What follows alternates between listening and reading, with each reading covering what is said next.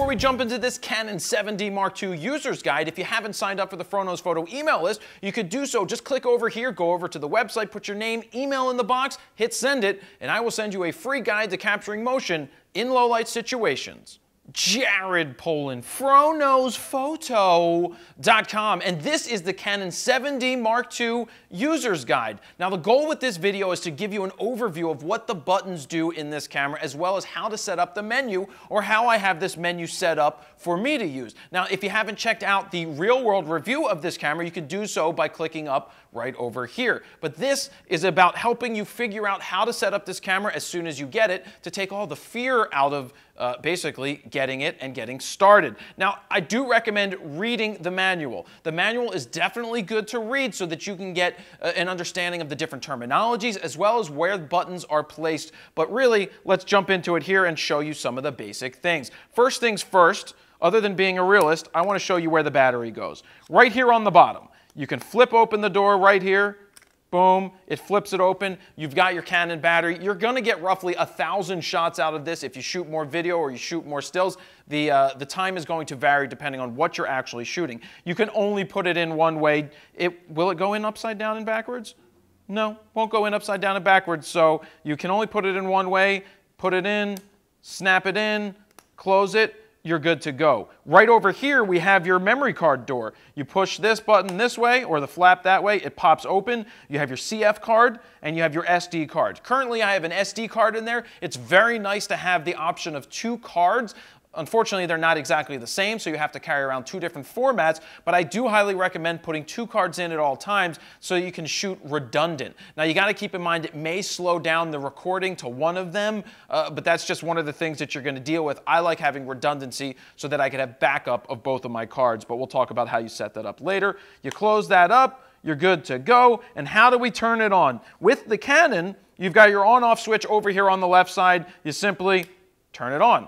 It's that easy. Now, right around the top, we have the control dial or the command dial. When you get it, it's most likely going to be set to auto. The old version of this camera just allowed you to turn the dial. This time, you have to unlock the dial by pressing the button in the center. You have your A mode. That's your fully automatic. Those, if you just want to stay in auto, well, that's for you to stay in auto. You have P, which is basically, it's called program, but it's in essence a full auto mode that gives you a little bit more tweakability of some of the settings in the camera.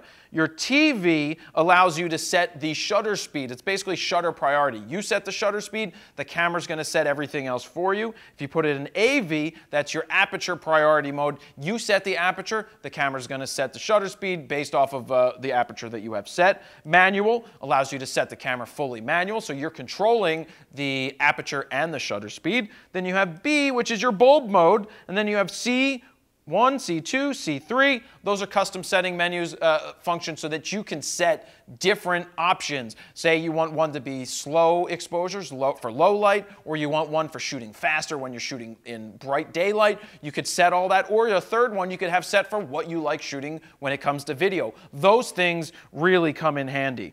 So on the top of the camera here, actually, you've got your light bulb option. That turns the camera and gives you the night glow looking option. Oh, let me get out of bulb real quick, back in the manual. Next to that, you have your ISO. So when you hit that, you're going to be able to change your ISO up on the screen, as well as your flash compensation. You've got your drive and AF. So those are over here. So it controls your drive, your AF, so you can set 10 frames a second. You can set slower than that if you want. Over here, you have your white balance as well as your metering modes. So those are those options, and you control these options by turning the top dial right here as well as the back dial right around here. So you have both of those options, but when we get into the menu systems, I'll demonstrate how all of those functions work. You have your shutter button right here. You can hold your finger halfway down on that, and then when you're ready to shoot, you press it, and it takes the pictures. That one's pretty easy. Around this side, you have your flash button. You press that, the flash is going to pop up. Boom. This, if you're wondering what these dots are, this is your microphone. One thing I didn't go over is how to put the lens on, so let me do that real quick. So it's a good idea to have your camera off when you're doing this. And normally I wouldn't do this backwards, but I'm going to actually do it the proper way. taking the lens off using this button right here. This releases the lens and you turn it. You see the red dot right there? You see the red dot right here? You line the red dots up to put the lens on. Now, some of the lenses that you have are going to have white dots on it. Those are the EFS lenses. Those are the crop sensor lenses. Any of the red ones are for your full frame bodies. That doesn't mean you can't use them on here. You can definitely use them. In this case, we're lining up the red with the red, and then we're turning it away from our body with the Canons until you hear the click, and then you're locked in. So that's that part of the camera. Now we get to the back.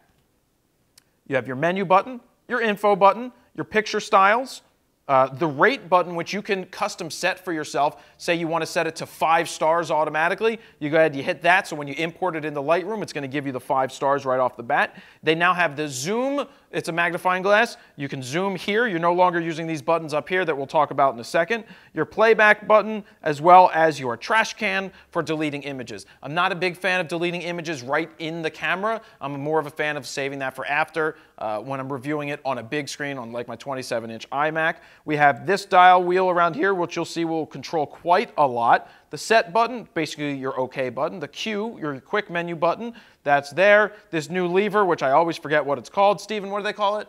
Quick control dial, that's new. That is one of the best functions they added to this camera for changing your focus modes quickly and efficiently. Awesome there. You have your joystick, your up, down, left, right, BA, BA, select, start button right there. You have your live view, as well as your start and stop for shooting video. So when it's to the right, that's for live view for shooting stills. And then when it's to the left, that is your live view to get into when you want to shoot video. So we have that. Anything I forgot? Well, we have the side of the camera. You have your HDMI. Let me open that. You have your USB right there. You have a remote, a flash, microphone, and headphone jack.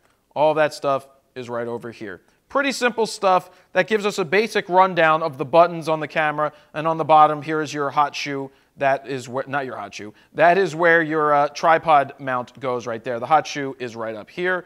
And you also have that built-in flash that we talked about. So that is a basic rundown of the buttons. I'm going to go over the functions of the menus. That's another important thing to help you set up when we come back after a quick second. So now it's time to go through the menu systems of your Canon 7D Mark II and show you some of the ways that I currently have it set. But you're probably wondering, what is this thing on the top of my camera? And right now it's a Atomos Ninja Blade. The reason I have this on is because I want to show you exactly what the camera's menu system looks like, and that's why we are recording to this device, and that's why it's right here on the camera. So we are in the camera settings menu, and right now we have image quality as the first thing that I'm met with. So if we hit the set button, we can go in there and see that we have RAW, and then if you rotate the rotator dial, we're changing the JPEGs option. We could have the JPEGs off and then turn the top to have RAW. You can have RAW small, RAW medium, and full RAW. I personally stay on full RAW. Now, if you're not familiar with what RAW is, it is the lossless file that you're getting. It's all of the data versus the JPEG, which is a compressed format.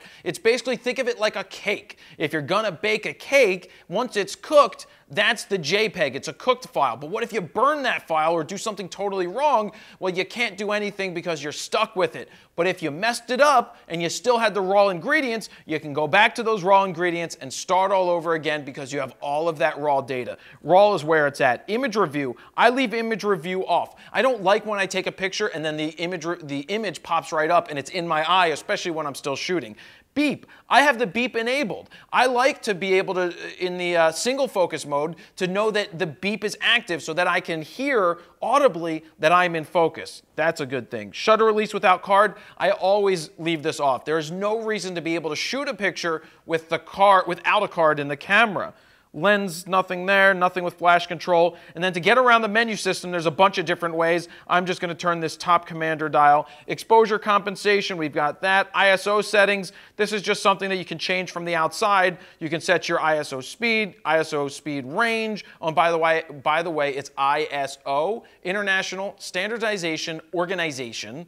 That's how the Canadians would say it. I.S.O. ISO.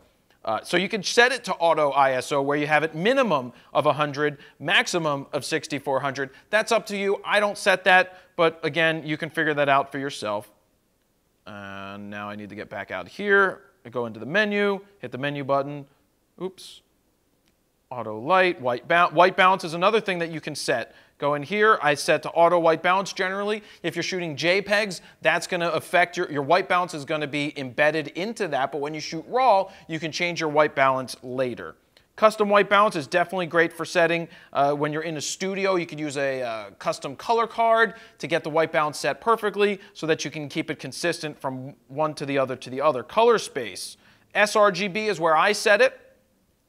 Moving over, we've got picture styles. There's dedicated buttons for picture styles, but you can see what you have here between your auto, standard, portrait, landscape, neutral, faithful, monochrome, which is black and white, and then you can have your user-defined ones. Now keep in mind, if you're going to shoot video in monochrome, you're going to get monochrome video, meaning you won't have any color options. Now, if you shoot monochrome when you're shooting JPEGs, you'll get monochrome photos. If you shoot monochrome when you're shooting RAW, you're going to still maintain all of that color data because you can change that later after the fact. So keep that in mind when you're shooting the way you're shooting. Here we go. We've got long exposure, noise reduction. I currently have off. High ISO, I leave this on normal, which is the middle of the range. Highlight tone priority, nothing there. Dust data, multiple exposures disabled. HDR, we don't need to get into that. All this stuff's disabled. Red eye reduction, internal timer, bulb timer, anti-flicker shot. Yep, nothing here for me to really go into. Live view shoot is enabled.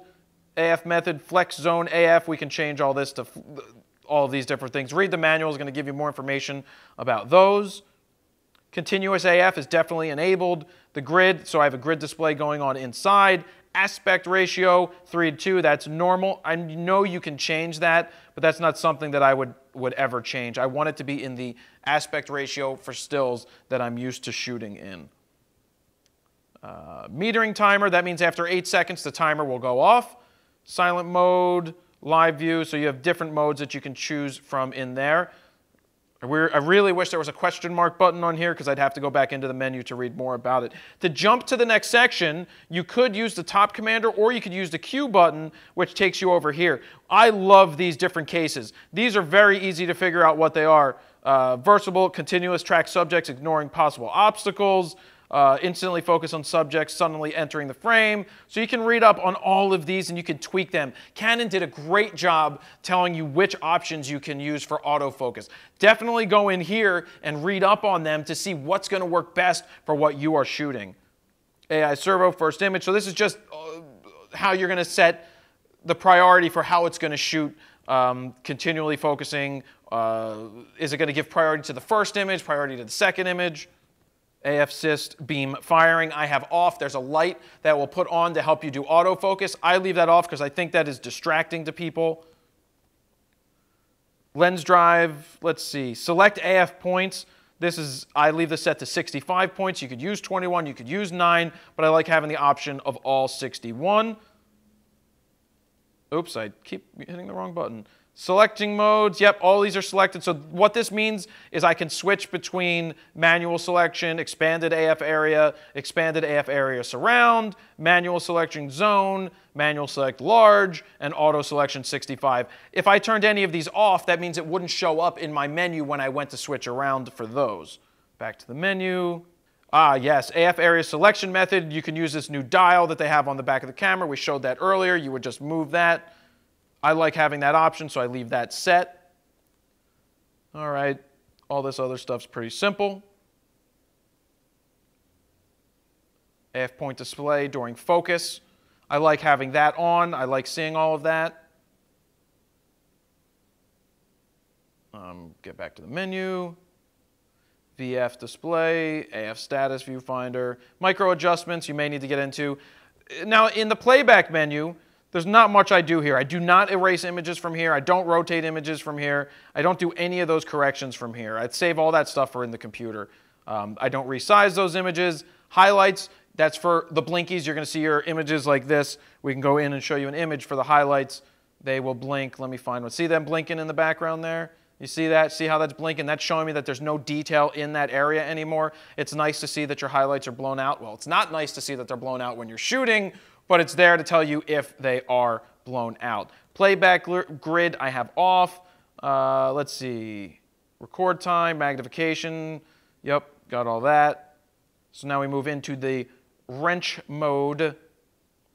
I always set my file numbering to continuous. File name, you can go in there, I set it to Fro. It's a good idea to set it to something that you know. So for example, FRO, or in this case, in another case, I could say JP1, so that after a certain amount of images, I believe it's 9,999, it would go, I would set it to JP2, so there is an overlap, and I basically know how many images I've taken with this camera. Of course, I could look that up later. Formatting the card, this is where you would go to format. If you're gonna format, you wanna make sure that you backed everything up before you do the format, but back here it just shows you what you need to do. You would go ahead and do that and format the card, and you would start fresh and clean with that. Auto power off is disabled. LCD brightness, I like leaving it in the middle. I wanna try to match it as close to my home computer so that it's pretty representative on this screen as it is on that screen. Definitely set your date and time, very important. Video system, NTSC, or you could do PAL if you're in a PAL area. Let me go back. You got your battery information. Very good with telling you this was a fresh battery when it started, down to 77% with only 8 shots taken. So be careful with your battery life here, but at least it tells you what you have left. Sensor cleaning, you could always clean your sensors. I'm not going to do it right now because it would deactivate this recording. Info button changes what will show up when you use the info. You have your electronic level, display shooting functions. This is really good, so there's a lot of information there as well. That's not important. This is how you get in to set your custom shooting modes. You can clean them all out. Copyright information is definitely something you want to consider putting in there. Your name, your email address, your phone number, copyright. You know, that's important to have embedded in every file that you take so that you know it's your image and that other people know it's your image if they come in and take a look at it. So now we jump into the next menu. This is really important. This is your custom functions menu. I leave exposure increments to 1/3 stops. ISO speed, same thing, 1/3. Bracketing, you could turn that on and turn that off. Bracketing sequence, you can set how many images you want to do for when you're shooting brackets. There it is, and that's the number of shots. You can do 3, 2, 5, 7. Don't ask me why it's 3, 2, 5, 7. That's weird. Why isn't it 2, 3, 5, 7? I don't know. Safety shift. I don't even know what safety shift is. Okay, custom functions. What else do I change here? Custom controls. Custom controls. I set AF right here to the front AF button. That is how I do that. There are so many different options. I encourage you to go in here and play with them and read up about them in your manual so that you know what you can set, because you can change the functions of the dials. You can have the front dial do the shutter speed instead of the aperture. Now, most people leave the aperture and shutter where they are when it's set, but you have all these different custom settings that are really important to learn and use back here. And then you can clean them all out. And then you've got 3 menu systems of custom settings. So I like this. I love that you can add a new tab. This is where I put the stuff that I use the most. The image quality, if I'm going to change that. Beeping, because if I want to get to that quickly. Or my continuous AF, formatting the card, battery information, configuration, all of this stuff. These are the functions that I get to the most often. So I put them in my custom menu, my star menu here, so that I can quickly get to the things that I change the most. So really, that's a rundown of the things that I would change. Definitely sit here with a user's manual so that you can look up what those functions are. I thought there was a way to preview. Oh, is it this button? It is not that button. There was a way somewhere, I got to figure it out again, where it's like a built-in user's guide so that you can read what's going on in the menu system to do that. And I think I screwed up the recording here, but let's move on to the next thing, which is going over how the buttons change, the ISO, the white balance, showing you how all of that works on the outside of the camera. Before we jump back into this user's guide, if you're not happy with the results that you're getting with your camera and you want to understand the exposure triangle and everything that comes with getting into manual to shoot your camera, well, I've created something. It's the FroKnowsPhoto Guide to Getting Out of Auto. You can click over here right now on the screen to see a free preview of it. It's a 3-hour guide that not only shows you the educational part, but takes you on 4 real-world photo shoots with me so you can see everything in action and learn from it. So definitely go check that out. I know it's going to help you with your photography. So now let's take a look at how we change different settings in the camera, but from the outside, from the info setting, from the info screen that is, to some of the buttons on the outside. So we would be looking at this right now, and you would hit the Q button on the back of the camera, and you can see how you can move around to the different functions. Do we want one shot or do we want more? Do we want to change the white balance? Do we want to change the picture styles? Do we want to even change the shutter speed and the aperture? Well, it's simple. If we want to change the shutter speed and the aperture, I would just turn this back dial right now, and that's going to change the shutter speed quickly.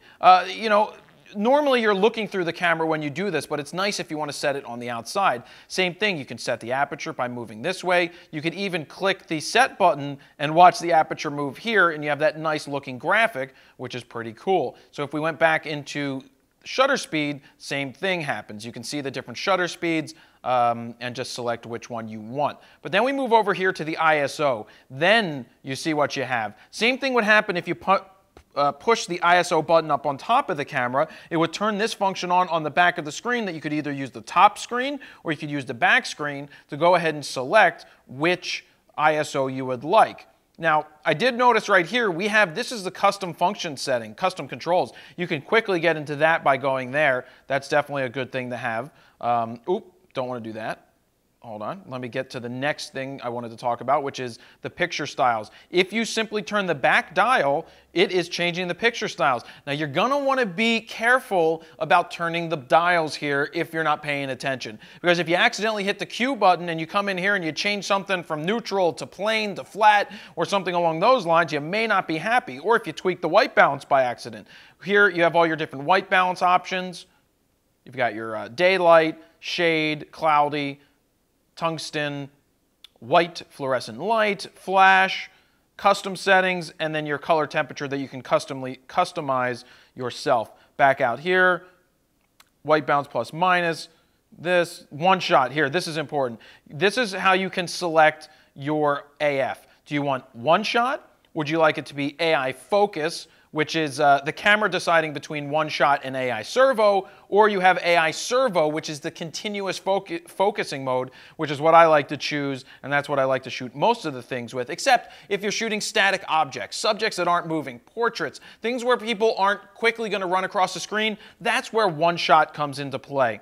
Right here we've got evaluative metering, partial metering, center spot metering, as well as center weighted averaging. Most of the time you're going to be in evaluative reading. What that mode is doing is it's taking the brightest area, the darkest area, and giving you the average of the middle. That's what's controlling the meter inside your camera. So I think that, the other thing that you can control here is your speed, shooting speed. Same thing if you hit the top of the camera, if you hit the drive in the AF, you would be able to select between single shoot, high speed continuous, which is 10 frames a second, low speed continuous, silent shooting in single, silent shooting with continuous, your self-timer for 10-second remote, and self-timing for 2 seconds. That's pretty cool that they give you both of those options right there. So get back into the info mode. You can decide what card you're using. You could also decide between RAWs and JPEGs. Again, be very careful that these are not going to change by accident, because if you wanted to shoot RAW and you accidentally shot JPEG basic, you are SOL. That's not something that you want to have happen. So there are those options. There's so many different functions that you have right at your fingertips on the back of the camera, so you don't even need to go into the menu options to get to this. It's right there. Just be careful about the buttons that you push and when you push them. So that's it. Let's move on to the next thing. So before we jump into that live view thing, there's one other thing I almost forgot, but it's one of the most important things to recognize. Now that's how to change your focus selection modes. You're going to go ahead and hit your focus activation right here, and you use this new dial here on the back. You can see that you have your manual select spot AF, you have your manual selection 1-point AF. Now we get into the expanded area AF. This is great for shooting sports. You can see that you can move it around. You can put it back in the middle, but if you wanted it to go even further, you can expand AF area to the surround. Then you can move into manual selection zone AF. You can see that it's covering a much larger area, followed by the large zone AF, which means you can pick the right one, the center one, the left one, or one of the most one of the best options that they have here is this auto selection 65 point AF. This means in autofocus mode that it's going to constantly track the subject and bounce around depending on where the subject is going to be. So remember in the menu system we saw all those cases? Make sure you select a certain case that you want to select for the subject that you're shooting, because that is going to be a really cool mode. I shot the hockey game with that mode and it worked extremely well. So those are just some of those settings that I didn't want to forget to talk about that you can quickly move around. That's for the action part, but look, when you're in shooting more stagnant objects or objects that aren't moving, they're static, you can use the manual selection point, just something like this or something like this. That allows you to focus right where you want it to be because the subject isn't moving and bouncing around the frame. So what you're seeing right now on the screen is the live view for when we're ready to shoot video. I also want to let you know that when you're in the video mode, it unlocks some other settings in the setting menu that you didn't have when the live view wasn't active. So now that it's active, you could get to those different things, but you can also get to them right here on the screen. So if I hit the Q button again, you can see that you can change your AF points. Then you could hit the down arrow. You can see dries for if you wanted to shoot photos during this, you kind of could, but this is the important stuff. Selecting the different frame rates that you can select. You've got the 1920 by 1080 at 60 frames a second.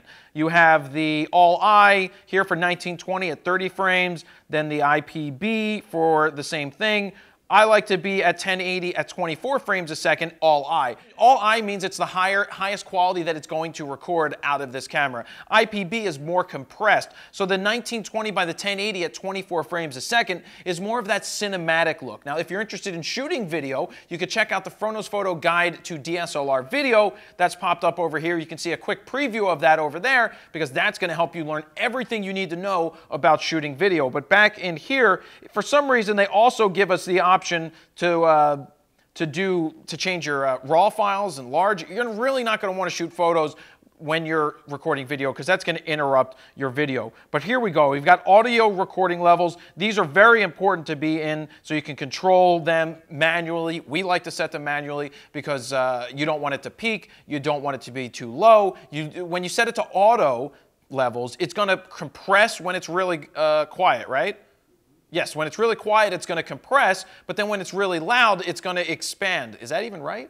It's the opposite. Yes, I said it wrong. So the louder it is, the more it's going to crush everything down and compress your audio. The quieter it is, the more it's going to expand it, and you're going to hear that hissing that you don't want to hear. And then another thing that you have here, you have your volume for your headphones. So you can put headphones into this camera, and somebody can monitor what's going on. So really, everything that you see right here is exactly what you need to quickly change to get the settings that you want, whether you want to do manual focus or you want to do the focus tracking, because this camera offers amazing focus tracking in continuous focus when shooting video. No other camera pretty much out there can compete with this right now. This thing is awesome. We track drones with it. It does a great job following it continuously. So there you have that, and I'm going to be right back to wrap this whole thing up. So there you guys have it. That is a quick overview of the Canon 7D Mark II as well as a user's guide. Now I want to remind you, definitely get out the manual, give it a read, get familiar with all of the different settings that are in the camera, but the one thing that you can do to make sure that you learn everything is to get out there and actually shoot. That is the only way you're going to get better and get more familiar with the different settings of the camera, is to try them, to do trial and error and see what works best for you. I can just give you a basic oversight for what to try to do, but you guys are going to be able to figure out what's going to work best for you when you get out there and shoot. So I want to remind you, if you haven't signed up for the FroKnowsPhoto email list, you can do so by clicking inside the orange box. Go ahead, put your name, email address in it, hit send it, and I will send you a free guide to capturing motion in low-light situations. So don't forget to subscribe here on YouTube as well so you can get the latest videos as they go live, because I have 1,800 free ones that are already up there, and I'm adding new ones day in and day out. And that is where I'm going to end it. So thank you guys for watching. Jared Polin, FroKnowsPhoto.com. See ya.